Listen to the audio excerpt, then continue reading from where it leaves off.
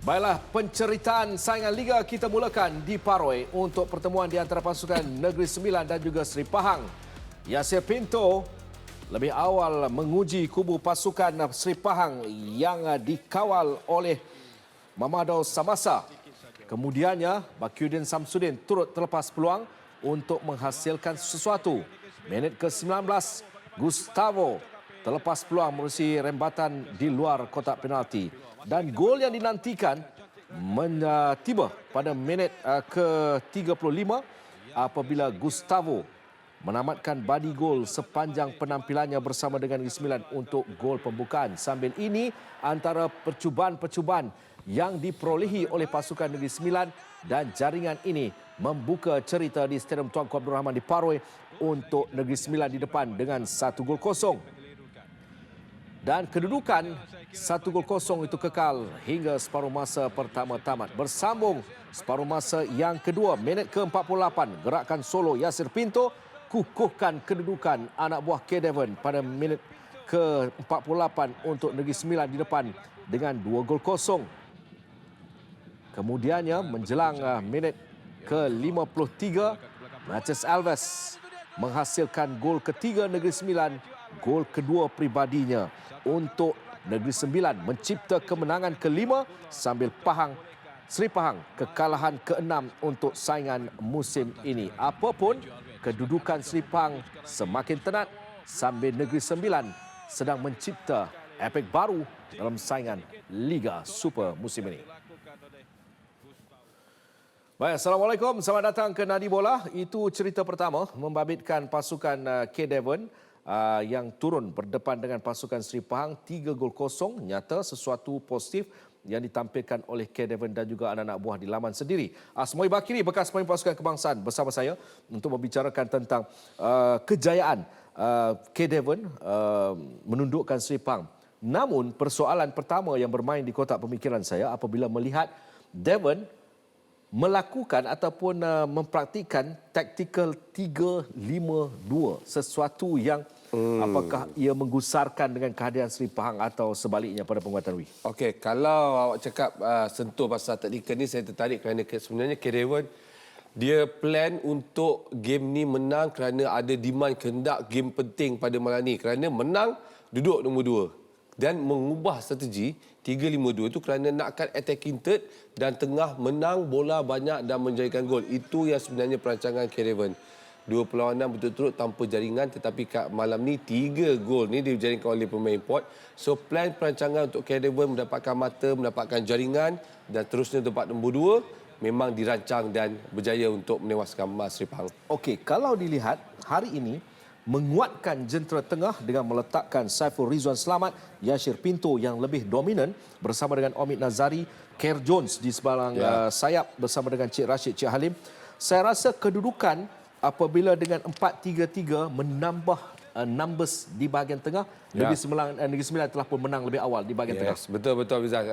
Itu terjadi untuk pasukan Negeri Sembilan. Bila tinggalkan 3 pertahanan di bawah, 5 pemain di tengah, 2 floating K. Jones dan Cik Rashid, Cik Halim di sebelah kanan dan sebelah kiri. Kemudian yang menarik apabila 3 penyerang saya masukkan Yasir Pinto, dia akan join untuk Alves dengan Gustavo untuk bahagian depan. Ini kombinasi yang menarik untuk mereka kerana kita tengok antara gol ini, Yasir Pinto ni, 3 pergerakan pemain import mereka di atas dan ada kelebihan pemain berada di kawasan scoring gol dan mereka ada 3 gol. Dengan kehadiran ataupun dengan kejayaan dengan 3 jaringan yang dihasilkan oleh pasukan Negeri Sembilan juga meletakkan antara pasukan yang di bahagian pencetak gol mereka sangat baik dengan 14 gol dan mereka bolos 7 kalau tak salah saya. Ia sesuatu yang menampak walaupun okey 14-7 tetapi dengan kehadiran pemain-pemain import dan juga bantuan pemain tempatan, saya rasa Devon dalam kedudukan yang baik. Betul. Setiap posisi termasuk penjaga gol sampai ke pertahanan tengah dan atas berfungsi sebagai satu teamwork yang baik. Kalau kita dapat lihat 2 gol melalui set piece, situasi bola mati yang dihantar terus ke depan dan ada kekuatan fizikal seperti Golon memberikan bantuan. Kemudian 1 gol daripada Yasir Pinto, open ataupun individu skill. Ya betul, ini kekuatan. Saya anggap Negeri Sembilan ni seolah-olah semua pemain dia macam tim KL City tahun lepas. Masa pertengahan musim tu, dua pemain yang semua bergerak sebagai satu unit, bertahan, attacking dan boleh menjadikan gol.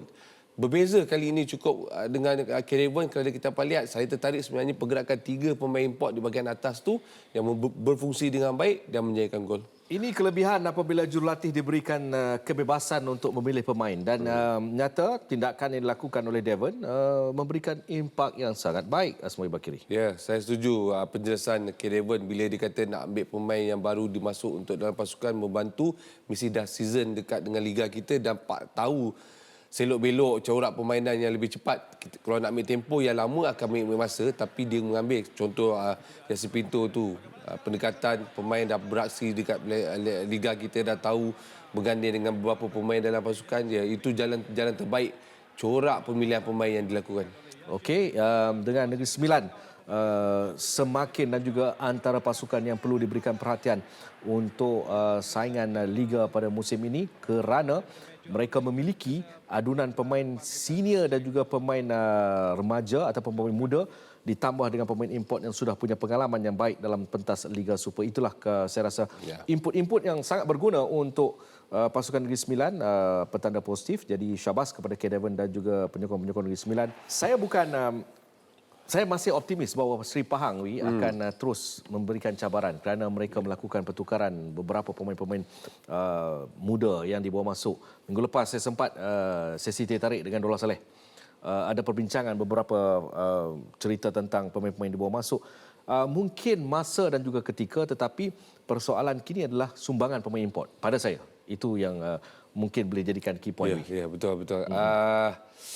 Tak ada pemain import yang dah bawa masuk pertukaran second season ni, tak ada impak yang besar seperti sebelum-sebelum ni yang Pahang saya rasa ada memiliki pemain import yang mereka dapat. Tapi kali ini cukup berbeza dan kita dapat lihat pemain-pemain muda nak bangkit. Saya rasa kita pernah tegur cakap pasal Pahang akan comeback, akan dapat rentak, tetapi seperti tak sampai lagi kehendak apa. Nak sampai tapi tak sampai. Okey, Christoph Gamal. Nak sampai macam tak sampai, tetapi apa reaksi beliau selepas tewas lagi untuk saingan musim ini? Okey, saya rasa dengan margin ataupun bolos yang agak banyak untuk pasukan Seri Pahang ini juga menjadi petanda bahawa selain daripada bahagian depan, saya rasa mungkin juga bahagian pertahanan perlu diberikan perhatian yang lebih khusus walaupun mereka membawa masuk Mio Dani, pemain dari Kelantan. Yang dilihat telah pun ada peningkatan ditunjukkan di bahagian tengah bersama dengan Azam Aziz umpamanya. Okey, kalau tertarik dengan bolos ni betul, antara pasukan yang paling banyak bolos daripada perlawanan 10 perlawanan 18. Okey, betul. Kalau awak tegur pasal tadi Mio Dani kan. Okey, Mio Dani pemain baru yang dibawa masuk 23 tahun. Dia akan membantu Azam. Ada corak permainan yang diperlukan untuk dalam pasukan Pahang sendiri kerana memerlukan orang yang buat kerja menang bola di kawasan tengah. Dan pemain import baru Pahang juga yang beraksi pada hari ini pun tidak begitu menjadi kerana diberikan tekanan dengan 3-4 pemain import pasukan Negeri Sembilan sendiri. So betul, untuk Pahang kita dapat lihat sebenarnya corak bertahan sebagai satu pasukan dan individu ketika ini ataupun pada game malam ini begitu longgar. Saya tak dapat nafikan bahawa komen ketujuh hati mereka juga benda yang sama mereka bagi tahu bahawa kegagalan menyekat ataupun blok daripada attacking pasukan Negeri Sembilan mereka tewas. Masanya sudah tiba untuk penyusunan secara total untuk pasukan Seri Pahang. Nasib Gamal juga menjadi tanda tanya dan saya rasa option yang dimiliki pada ketika ini adalah Dola Saleh. Ya, kalau ikutkan tak ada orang lagi lah. Kalau barisan orang yang staff dekat situ Dola Saleh adalah. Tapi betul ini dah jadi satu isu dia bila dah second round. Game ni 3 kali game kekalahan berturut-turut daripada 5 perlawanan, 3 kali kalah 2. So saya rasa betul agak sukar kerana sekarang ni Hafizah yang menarik ni untuk pada perlawanan minggu ni adalah minggu pengubah kedudukan daripada atas dengan tengah bawah. Contoh Pahang kalau menang pun hari ini dia ada rezeki dia duduk di tangga ke-7 seperti Sarawak menang pada game malam ini. So ini satu gap yang kalau menang betapa pentingnya perlawanan satu menang tu membawa kepada perubahan duduk dalam ranking. So now pada malam ini jatuh kepada tangga ke-11. Jadi pada kedudukan pasukan 3 di bahagian bawah masih lagi mempunyai peluang untuk menghambat pada kedudukan di pertengahan liga dan sebagainya, tetapi ia sangat penting untuk konsisten dalam saingan liga. Itu cerita utama. Dengan perlawanan pada malam ini menolak Asri Ninggal menemani Christophe Gamel di bahagian kedudukan 10 dan juga 11, sambil Kedevan sedang terus mengasak Benjamin Mora di kedudukan teratas, sementara Dato' Ong Kim Sui, Aidil dan juga Boyan Hodak di kedudukan 4 dan 5, sambil Michael Fensterbeiner bersama dengan Balachandran dan juga Nafuzizin sedang mengatur gerak langkah mereka kerana perbezaan mata yang agak sedikit, yang memungkinkan perubahan ini akan berlaku secara total. Baik, kita akan bersama dengan rakan tugas Saudara Fadirul. Mana Fadirul? Assalamualaikum.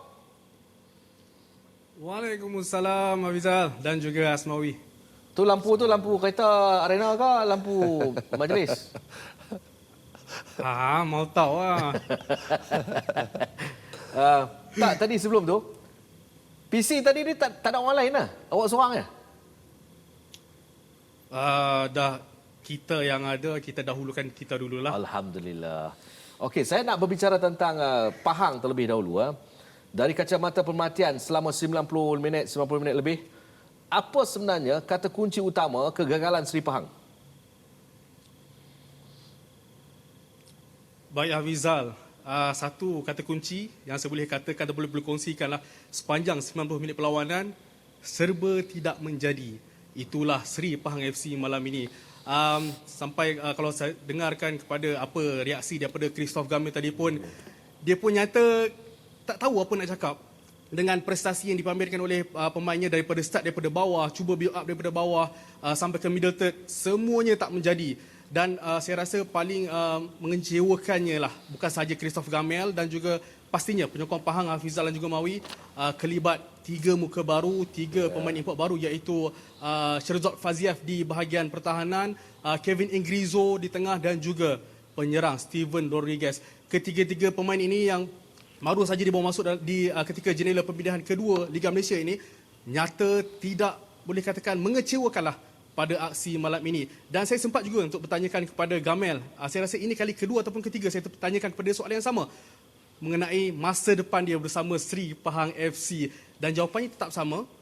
Dia selagi mana dia diperlukan bersama skuad Tok Gajah, dia akan berikan yang terbaik, dan seandainya dia perlu mengucapkan selamat tinggal, dia terima sebagai itulah lumrah dalam sukan bola sepak, Hafizah. Okey, anda katakan sebentar tadi dengan serba tidak menjadi, seri yang tak berapa nak seri untuk Seri Pahang. Tetapi saya lebih suka untuk membawa kepada perbincangan kita lebih khusus pertahanan, midfield dan juga striker malam ini anda kongsikan di mana ada petanda positif untuk Seri Pahang pada ketiga-tiga posisi. Okey, kalah satu hal. Maaf Hafizal, saya tak dapat mendengar dengan jelas daripada studio. Okey, 3 department, pertahanan, midfield dan juga striker. Di mana ketiga-tiga ini ada cerita positif sedikit untuk Seri Pahang? Kalau malam inilah berdasarkan perlawanan pada malam ini, saya sempat juga untuk bersembang selepas PC. Sidang media tadi bersama dengan Gamel, dia merasakan bahawa malam ini di bahagian tengah sudah melakukan yang termampu, sudah melakukan yang terbaik, namun tiada hasil, tiada orang cakap tiada jalan untuk penghubung untuk mencari gol pada malam ini. Gamel juga memaklumkan kepada saya bahawa mereka beraksi baik pada awalnya, terutamanya pada 20 minit awal. Namun segalanya berubah ketika mana Negeri Sembilan FC tuan rumah memperoleh gol awal, gol pendahuluan. Ketika itu menyebabkan semuanya berubah daripada awalnya beraksi dengan baik, selepas itu tiada hala tuju, Hafizah. Gulon hari ini turun berdepan dengan bekas pasukannya. Persembahan Harit Gulon, anda melihat? Wow, Gulon ni Hafizah sebenarnya Coach Kedevan maklumkan kepada saya bahawa dia mengalami masalah sakit perut sebenarnya sebelum perlawanan lagi. Kalau perasan tadi masa dalam game, ketika game dia dikeluarkan. Disebabkan apa? Disebabkan masalah sakit perut. Saya ingatkan dia injured sebenarnya. Tapi aksi di malam ni, persembahan di malam ni sangat-sangat baik. Kalau dapat lihat tadi sepanjang dia beraksi tenang dan dapat satu tepukan ataupun sokongan padulah daripada penyokong Negeri Sembilan apabila melihat aksi Harold Mak Gulon ini. Hafizah. Okey, total kehadiran penonton di stadium. 6,454 orang. Saya rasakan ini merupakan satu perkembangan yang baik. Bukan saja buat pasukan Negeri Sembilan, bahkan mungkin menjadi contohlah kepada pasukan penyokong-penyokong pasukan lain. Okey, pada pengamatan anda ada dua soalan saya nak tanya. Yang pertama, masa depan Christophe Gamel, anda rasa sudah sampai di penghujungnya? Soalan lain macam ni Hafizal. Kalau ikutkan keadaan kita imbas kemari lah. Sebelum ni Seri Pahang sebenarnya tidak menunggu lama. Kalau keadaan sebegini berlaku, mungkin berkemungkinan besar Christophe Gamel boleh mengucapkan, ini kali kedua sebenarnya. Kalau dia ditinggalkan pasukan, ini kali kedua dia tinggalkan Seri Pahang. Sebelum ini bersama dengan Thomas Dule. Tapi macam saya cakap tadi, apa-apa pun dia menyerahkan segalanya keputusan kepada pihak pengurusan Tok Gajah. Okey. Sebelum kita berpisah, saya nak anda cakap dalam bahasa Arab. Sekian dahulu laporan saya, Fadhirul, untuk Nadi Bola dari Stadium Tuanku Abdul Rahman Paroi. Kita kembali bersama rakan tugas di studio. Alamak. Okey, ana al-an fi Stadium Paroi. Ma'as salamah wa ila al-liqa, Hafizal. Baik. Soalan saya panjang itu ya. Terima kasih Fadhirul. Sama-sama Hafizal. Minta maaf pasal audio. Baik. Tak apa. Kita pun faham. Game dah habis. Dia tunggu tu. Ya. Kan? Awak rasa Christophe Gamel? Awak jangan gunakan perkataan direhatkan. Mungkin tak perlu lagi kot. Mungkin bagi saya diberi peluang sebab saya rasa nampak sebenarnya, tapi betul nampak Pahang dia tak settle down lagi dari segi Dolah yang boleh selesai masalah ni.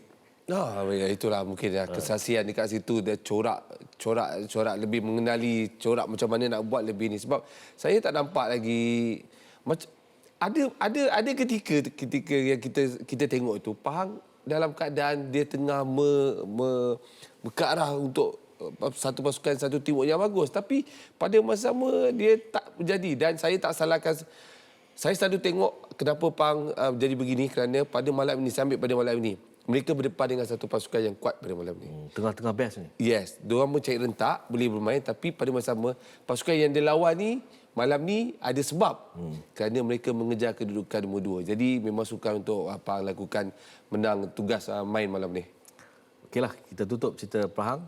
Kita nantikanlah pengumuman. Mungkin akan ada maklumat mutakhir yang akan diberikan oleh pengurusan Seri Pahang tentang masa depan Christophe Gamel.